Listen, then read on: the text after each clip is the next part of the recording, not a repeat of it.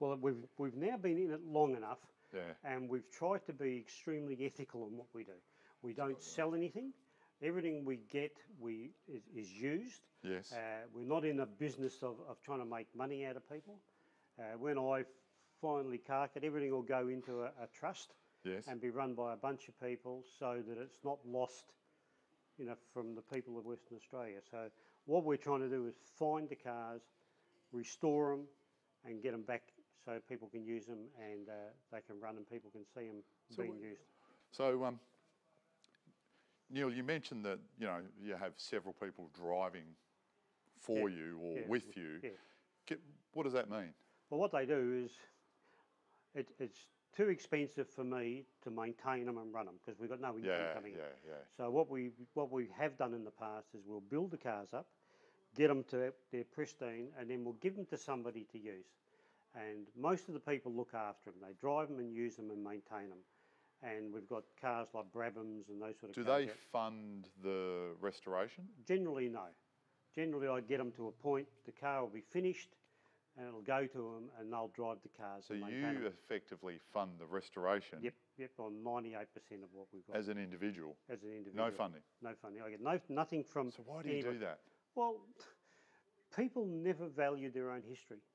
They value other people's history, and a lot of the cars I've got were built in Western Australia by West Australians. Yeah. And if I didn't get them and try and restore them, a lot of them would be at the tip. Well, like the... Well, we've got some really nice examples in the museum of cars that I bought on the way to the tip.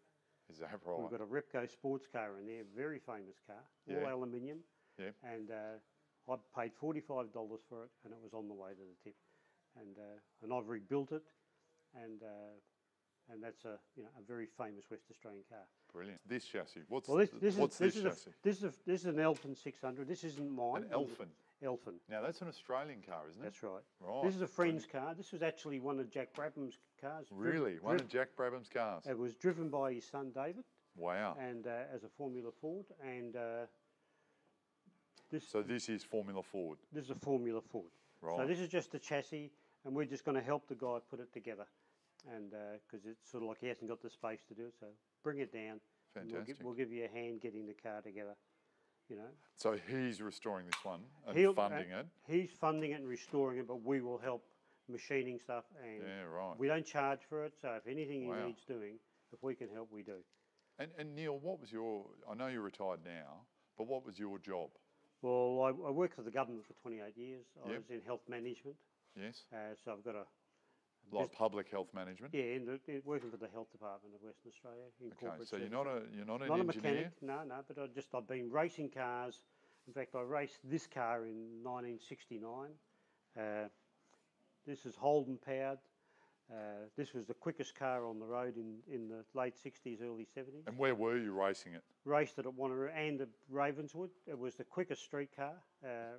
Used to run there's the motor out of it, so it ran an injected 186 Holden. It's a little bug-eye Sprite.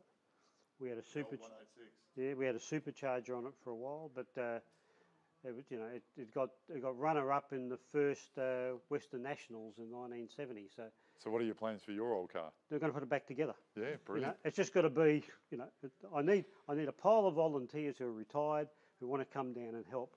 Because we've got plenty of work, and to get this car back together, to get that one, We've got another car up, other cars up the top. We've got another shed out the back with cars in it. So you can get an idea of there's plenty of cars around. Well, how many cars in this workshop right now? There's 1, 2, 3, 4, 5, 6, 7, 8. 8. Plus the one up the top, 9. 9. So there's 9 that need it. Plus we've got more cars out the back and another shed out the back. So we've got more cars out there.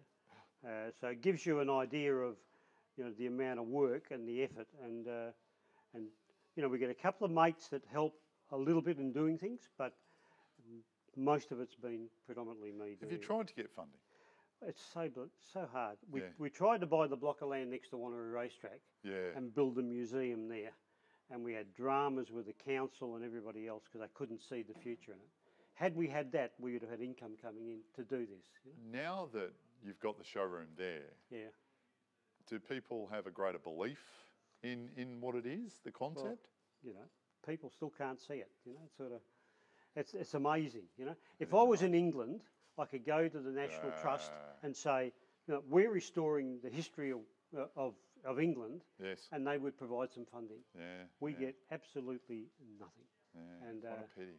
you know, these are all important West Australian, you know, icons of motorsport. Absolutely. You know, and so it does make it hard.